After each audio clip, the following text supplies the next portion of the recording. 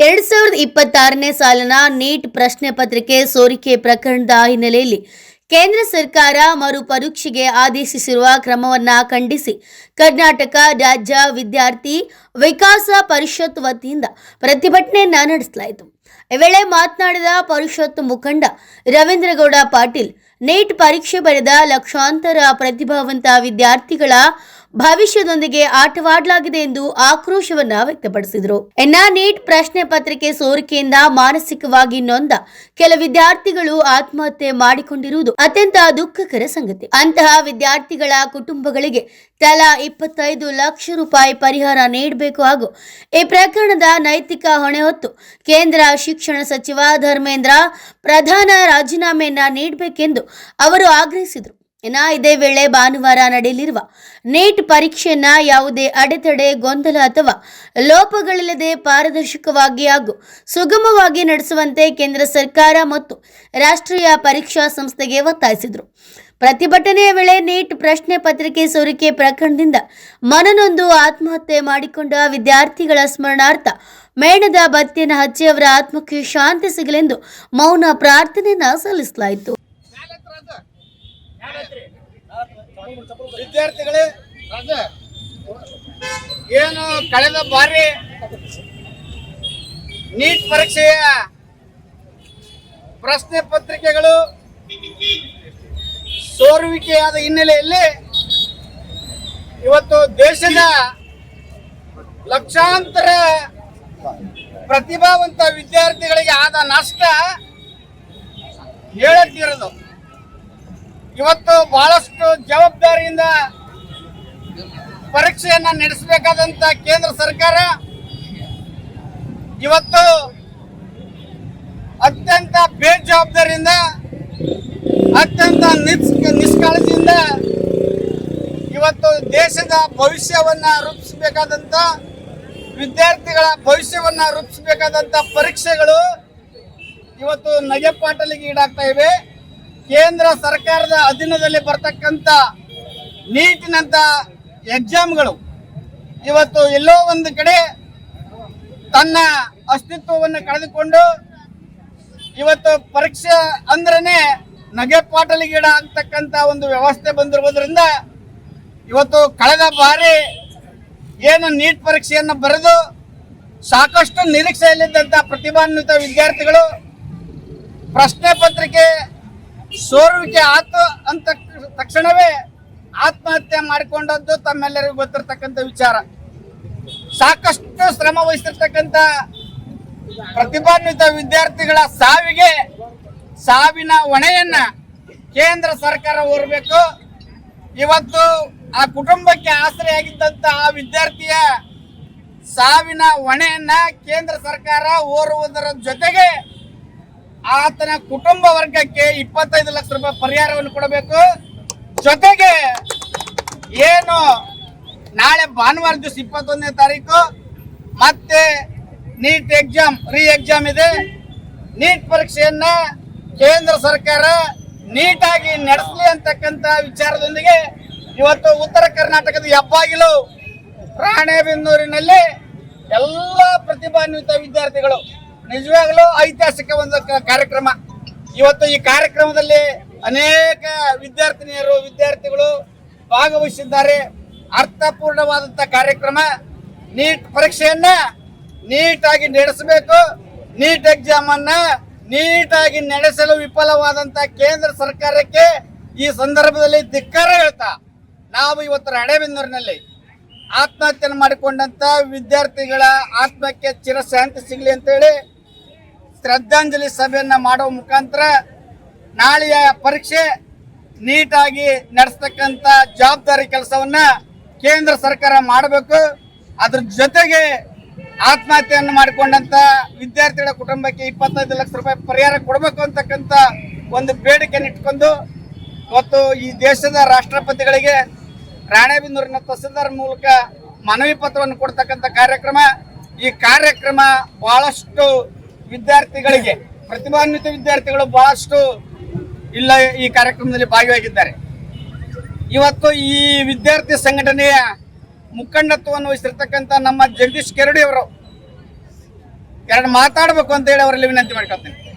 ಬಂಧುಗಳೇ ಹಾಗೂ ಶಿಕ್ಷಣ ಪ್ರೇಮಿಗಳೇ, ಏನು 2026 ಶೈಕ್ಷಣಿಕ ವರ್ಷದಲ್ಲಿ ಕೇಂದ್ರ ಸರ್ಕಾರದ ಆಧೀನದಲ್ಲಿ ನೆಟ್ಟಕ್ಕಂಥ ನೀಟ್ ಎಕ್ಸಾಮ್ ಇವತ್ತು ಪ್ರಶ್ನೆ ಪತ್ರಿಕೆ ಸೋರಿಕೆಯಾದ ಹಿನ್ನೆಲೆಯಲ್ಲಿ ದೇಶಾದ್ಯಂತ ಪ್ರತಿಭಾವಂತ ವಿದ್ಯಾರ್ಥಿಗಳು ಸುಮಾರು 25ಕ್ಕೂ ಹೆಚ್ಚು ವಿದ್ಯಾರ್ಥಿಗಳು ಆತ್ಮಹತ್ಯೆ ಮಾಡಿಕೊಂಡ್ರು. ಈ ವಿದ್ಯಾರ್ಥಿಗಳ ಆತ್ಮಹತ್ಯೆಯ ನೈತಿಕತೆಯನ್ನ ಕೇಂದ್ರ ಸರ್ಕಾರ ಸಂಪೂರ್ಣ ಹೊರಬೇಕು. ಜೊತೆಗೆ ಕೇಂದ್ರ ಶಿಕ್ಷಣ ಸಚಿವರಾದಂತ ಶ್ರೀ ಧರ್ಮೇಂದ್ರ ಪ್ರಧಾನ್ ಅವರು ಶಿಕ್ಷಣ ಸಚಿವ ಸ್ಥಾನಕ್ಕೆ ರಾಜೀನಾಮೆ ಕೊಡಬೇಕು ಅಂತೇಳಿ ಕರ್ನಾಟಕ ರಾಜ್ಯ ವಿದ್ಯಾರ್ಥಿ ವಿಕಾಸ ಪರಿಷತ್ ವತಿಯಿಂದ ಈ ಸಂದರ್ಭದಲ್ಲಿ ಒತ್ತಾಯವನ್ನು ಮಾಡ್ತೇವೆ.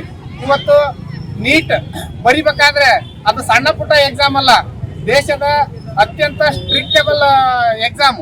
ಇಂಥ ಎಕ್ಸಾಮ್ ಅನ್ನ ಬರಿಬೇಕಾದಂತ ವಿದ್ಯಾರ್ಥಿಗಳು ಹಗಲು ರಾತ್ರಿ ಕಷ್ಟಪಟ್ಟು ವರ್ಷವಿಡೀ ಓದಿ ಅನೇಕ ಕಷ್ಟಗಳನ್ನು ಎದುರಿಸಿ ವಿದ್ಯಾರ್ಥಿಗಳು ಪರೀಕ್ಷೆಗೆ ಪೂರ್ವ ತಯಾರಿಯನ್ನು ಮಾಡ್ಕೊಂಡಿರ್ತಾರೆ. ಇಂಥ ಪೂರ್ವ ತಯಾರಿ ಮಾಡ್ಕೊಂಡಂತ ವಿದ್ಯಾರ್ಥಿಗಳು ಪರೀಕ್ಷೆ ಬರೆಯುವಂತ ಸಂದರ್ಭದಲ್ಲಿ ಕೆಲವು NTA ಏನು ಕೇಂದ್ರ ಸರ್ಕಾರ NTA ರಾಷ್ಟ್ರೀಯ ಪರೀಕ್ಷಾ ಸಮಿತಿ ಅಂತೇಳಿ ಏನು ನೀಟ್ ಒಂದು ಜವಾಬ್ದಾರಿನ ಒಂದು ಸಂಸ್ಥೆ ಕೊಟ್ಟಿದೆ. ಆ ಸಂಸ್ಥೆ ನೀಟ್ ಎಕ್ಸಾಮ್ ಅನ್ನ ನೀಟಾಗಿ ನಡೆಸಲು ಸಂಪೂರ್ಣವಾಗಿ ವಿಫಲವಾಗಿದೆ. ಆ ಸಂಸ್ಥೆಯನ್ನ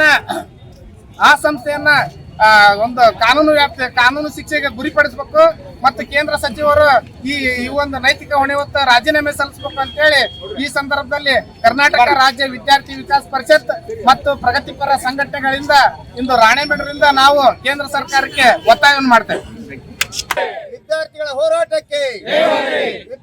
ಹೋರಾಟಕ್ಕೆ ಏನ್ ಇವತ್ತಿನ ದಿವಸ ರಾಣೆಬೆನ್ನೂರಿನಲ್ಲಿ ಏನಿವು ನೀಟ್ ಎಕ್ಸಾಮ್ ಮತ್ತೆ ಪರೀಕ್ಷೆ ಪತ್ರಿಕೆ ವಿಫಲವಾಗಿ ಸೋರಿಕೆ ಆಗಿರುತ್ತೆ ಮತ್ತು ಇವತ್ತಿನ ಭಾರತದಾದ್ಯಂತ ಇವತ್ತು ಮರುಪರೀಕ್ಷೆಯನ್ನು ಏರ್ಪಾಡು ಮಾಡಿದ್ದಾರೆ. ಆ ನೀಟ್ ಪರೀಕ್ಷೆ ಸಾವಿರಾರು ವಿದ್ಯಾರ್ಥಿಗಳು, ಕೋಟ್ಯಾಂತರ ವಿದ್ಯಾರ್ಥಿಗಳ ಇವತ್ತು ಭವಿಷ್ಯವನ್ನು ಹಾಳು ಮಾಡತಕ್ಕಂತ ಏನು ಕೇಂದ್ರ ಸರ್ಕಾರ ಕೂಡಲೇ ನಮ್ಮ ರಾಷ್ಟ್ರ ಶಿಕ್ಷಣ ಮಂತ್ರಿ ಆಗಿರ್ತಕ್ಕಂಥ ಪ್ರಧಾನ್ ಅವರು ಧರ್ಮೇಂದ್ರ ಪ್ರಧಾನ್ ರಾಜೀನಾಮೆ ಕೊಡಬೇಕು ಅಂತೇಳಿ ಅನೇಕ ಹೋರಾಟಗಾರರು ವಿದ್ಯಾರ್ಥಿಗಳು ಹೋರಾಟ ಮಾಡಿದ್ರು ಕೂಡ ಇಲ್ಲಿವರೆಗೂ ಅವರು ಬಂಡತನ ಮಾಡ್ತಾ ಇದಾರೆ.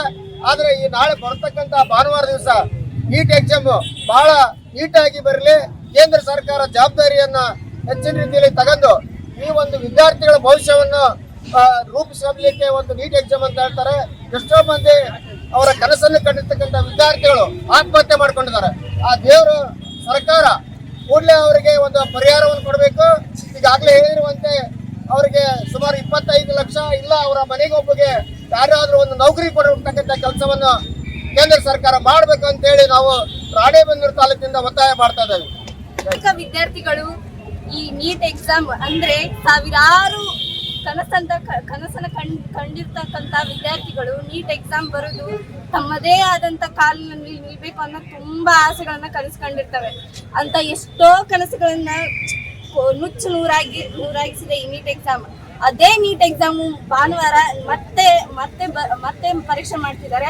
ಆ ನೀಟ್ ಎಕ್ಸಾಮ್ ಅಲ್ಲಿ ಎಷ್ಟೋ ಸಾವಿರಾರು ಕನಸುಕೊಂಡಂತ ವಿದ್ಯಾರ್ಥಿಗಳು ಮತ್ತೆ ಆ ಕನಸುಗಳನ್ನ ನಿರೂಪಿಸಕ್ಕೆ ತಮ್ಮ ಬುನಾದಿಗಳನ್ನ ಹಾಕಿಸಿಕೊಳ್ಳಕ್ಕೆ ಒಂದೇ ಒಂದು ಅವಕಾಶ ಮಾಡಿಕೊಳ್ಳಕ್ಕೆ ರಾಜ್ಯ ಸರ್ಕಾರ ಈಗ ಅನುಮತಿ ಮಾಡಿಕೊಟ್ಟಿದೆ. ಈಗ ಆ ಸರ್ಕಾರ ಅನುಮತಿ ಮಾಡಿಕೊಡೋದಕ್ಕೆ ಎಲ್ಲರಿಗೂ ವಂದನೆಗಳು ಹೇಳಕ್ ಇಷ್ಟಪಡ್ತೀನಿ. ಆದ್ರೆ ಈಗ ಎಷ್ಟು ಸುಮಾರು ಜನ ಸುಸೈಡ್ ಅಟೆಂಪ್ಟ್ ಮಾಡ್ಕೊಂಡ್ರು ವಿದ್ಯಾರ್ಥಿಗಳು. ನಮ್ಮಂತ ಸುಮಾರು ವ್ಯಕ್ತಿಗಳು ಎಷ್ಟೋ ಕನಸನ್ನ ಕಂಡಿರ್ತಕ್ಕಂಥ ವ್ಯಕ್ತಿಗಳು ಅವರು ಸುಸೈಡ್ ಮಾಡ್ಕೊಂಡ್ರು. ಆ ಕುಟುಂಬಗಳಿಗೆ ದಿಕ್ಕು ಯಾರು, ಪರಿಹಾರ ಯಾರು? ಈ ಕುಟುಂಬಗಳಿಗೆ ಒಂದೇ ಒಂದು ಪರಿಹಾರ ಕೊಡ್ಬೇಕು ಅಂತ ನಾನು ರಾಜ್ಯ ಸರ್ಕಾರದಲ್ಲಿ ಮನವಿ ಮಾಡ್ಕೊಳ್ತೀನಿ.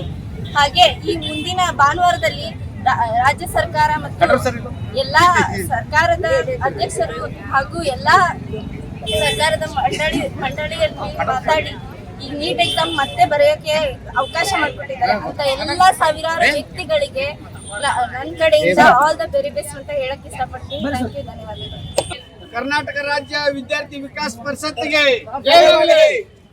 ಆತ್ಮೀಯ ಬಂಧುಗಳೇ, ಏನು ನೀಟ್ ಪರೀಕ್ಷೆಯ ಪ್ರಶ್ನೆ ಪತ್ರಿಕೆಗಳು ಸೋರಿಕೆಯಾದ ಹಿನ್ನೆಲೆಯಲ್ಲಿ ಇಡೀ ದೇಶಾದ್ಯಂತ ವಿದ್ಯಾರ್ಥಿಗಳ ಭವಿಷ್ಯ ಬಹಳಷ್ಟು ಒಂದು ಅಂಧಕಾರದಲ್ಲಿ ಮುಳುಗಿತು.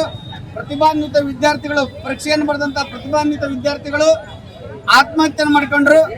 ಇವತ್ತು ಆತ್ಮಹತ್ಯೆಯನ್ನು ಮಾಡಿಕೊಂಡಂತ ವಿದ್ಯಾರ್ಥಿಗಳ ಕುಟುಂಬಕ್ಕೆ ಕೇಂದ್ರ ಸರ್ಕಾರ 25 ಲಕ್ಷ ರೂಪಾಯಿ ಪರಿಹಾರ ನೀಡಬೇಕು. ಜೊತೆಗೆ ನಾಳೆ ಭಾನುವಾರ ದಿವಸ ನಡೀತಕ್ಕಂತ ನೀಟ್ ಪರೀಕ್ಷೆಯನ್ನ ಕೇಂದ್ರ ಸರ್ಕಾರ ನೀಟಾಗಿ ನಡೆಸಬೇಕು. ಇವತ್ತು ನೀಟ್ ಎಕ್ಸಾಮ್ ಅನ್ನ ನೀಟಾಗಿ ನಡೆಸಲು ವಿಫಲವಾದಂತ ಕೇಂದ್ರ ಸರ್ಕಾರಕ್ಕೆ ಧಿಕ್ಕಾರ ಹೇಳ್ತಾ ಇವತ್ತು ಮಾನ್ಯ ರಾಷ್ಟ್ರಪತಿಗಳಿಗೆ ಮಾನ್ಯ ತಹಸೀಲ್ದಾರ್ ಮೂಲಕ ಮನವಿ ಪತ್ರ ಕೊಡ್ತಕ್ಕಂಥ ಕಾರ್ಯಕ್ರಮವನ್ನ ನಾವು ಉತ್ತರ ಕರ್ನಾಟಕದ ಹೆಬ್ಬಾಗಿಲು ರಾಣೆಬೆನ್ನೂರಿನಲ್ಲಿ ಕರ್ನಾಟಕ ರಾಜ್ಯ ವಿದ್ಯಾರ್ಥಿ ವಿಕಾಸ ಪರಿಷತ್ತಿನಿಂದ ಹಮ್ಮಿಕೊಂಡಿದ್ದೇವೆ. ಸನ್ಮಾನ್ಯ ರಾಷ್ಟ್ರಪತಿಗಳು ರಾಷ್ಟ್ರಪತಿ ಭವನ ನವದೆಹಲಿ ಮಾನ್ಯ ತಹಸೀಲ್ದಾರ್ ರಾಣೆಬೆನ್ನೂರ ಮುಖಾಂತರ 2026ನೇ ಸಾಲಿನ ನೀಟ್ ಪ್ರಶ್ನೆ ಪತ್ರಿಕೆ ಸೋರಿಕೆಯಿಂದ ಮರುಪರೀಕ್ಷೆ ಆದೇಶ ಮಾಡಿದ ಕೇಂದ್ರ ಸರ್ಕಾರದ ಕ್ರಮ ಖಂಡಿಸಿ ನೀಟ್ ಪರೀಕ್ಷೆ ಆತ್ಮಹತ್ಯೆಯನ್ನು ಮಾಡಿಕೊಂಡ ವಿದ್ಯಾರ್ಥಿಗಳ ಕುಟುಂಬಕ್ಕೆ 25 ಲಕ್ಷ ರೂಪಾಯಿ ಪರಿಹಾರ ಮತ್ತು ಕೇಂದ್ರ ಶಿಕ್ಷಣ ಸಚಿವರಾದ ಶ್ರೀ ಧರ್ಮೇಂದ್ರ ಪ್ರಸಾದ್ ರಾಜೀನಾಮೆಗೆ ಆಗ್ರಹಿಸಿ ನ್ಯಾಯಕ್ಕಾಗಿ ಮತ್ತು ಕಠಿಣ ಸುಧಾರಣೆಗಳ ತುರ್ತು ಅಗತ್ಯವನ್ನು ಒತ್ತಿ ಹೇಳುತ್ತದೆ. ರಾಷ್ಟ್ರೀಯ ಅರ್ಹತೆ ಮತ್ತು ಪ್ರವೇಶ ಪರೀಕ್ಷೆ ನೀಟ್ ಯುಜಿ ದೇಶದ ಲಕ್ಷಾಂತರ ವೈದ್ಯಕೀಯ ಆಕಾಂಕ್ಷಿಗಳ ಪಾಲಿಗೆ ಅತ್ಯಂತ ಮಹತ್ವದ ಪರೀಕ್ಷೆಯಾಗಿದೆ. ಆದರೆ ಇತ್ತೀಚಿನ ವರ್ಷಗಳಲ್ಲಿ ವಿಶೇಷವಾಗಿ 2024 ಮತ್ತು 2026ರಲ್ಲಿ ನಡೆದಿರುವ ಪ್ರಶ್ನೆ ಪತ್ರಿಕೆ ಸೋರಿಕೆ ಪ್ರಕರಣಗಳು ಇಡೀ ಶಿಕ್ಷಣ ವ್ಯವಸ್ಥೆಯನ್ನು ಬೆಚ್ಚಗೊಳಿಸಿವೆ. ಈ ಅಕ್ರಮಗಳು ಕೇವಲ ಪರೀಕ್ಷೆ ವಿಳಂಬಕ್ಕೆ ಕಾರಣವಾಗದೆ ವಿದ್ಯಾರ್ಥಿಗಳ ಮಾನಸಿಕ ಆರೋಗ್ಯದ ಮೇಲೆ ತೀವ್ರ ಪರಿಣಾಮ ಬೀರುತ್ತಿವೆ. ನೀಟ್ ಪ್ರಶ್ನೆ ಪತ್ರಿಕೆ ಸೋರಿಕೆಯಾಗಿದ್ದು ಹೇಗೆ? ತನಿಖಾ ಸಂಸ್ಥೆಗಳು ಮತ್ತು ವರದಿಗಳ ಊಹೆ ಪತ್ರಿಕೆ ಎಸ್ ಪೇಪರ್ ಹೆಸರಿನಲ್ಲಿ ವಾಟ್ಸ್ಆಪ್ ಮತ್ತು ಟೆಲಿಗ್ರಾಮ್ ಮೂಲಕ ಪ್ರಶ್ನೆಗಳನ್ನು ಸೋರಿಕೆ ಮಾಡಲಾಗಿದೆ. ದುಷ್ಕರ್ಮಿಗಳು ಮತ್ತು ಕೋಚಿಂಗ್ ಮಾಫಿಯಾಗಳು ಈ ಪತ್ರಿಕೆಗಳನ್ನು ಲಕ್ಷಾಂತರ ರೂಪಾಯಿಗಳಿಗೆ ಮಾರಾಟ ಮಾಡಿವೆ. ರಾಜಸ್ಥಾನ ಮತ್ತು ಮಹಾರಾಷ್ಟ್ರದಂತ ರಾಜ್ಯಗಳಲ್ಲಿ ಇದರ ಜಾಲ ಪತ್ತೆಯಾಗಿದ್ದು ಸಿಬಿಐ ಕೂಡ ತನಿಖೆ ನಡೆಸುತ್ತಿದೆ.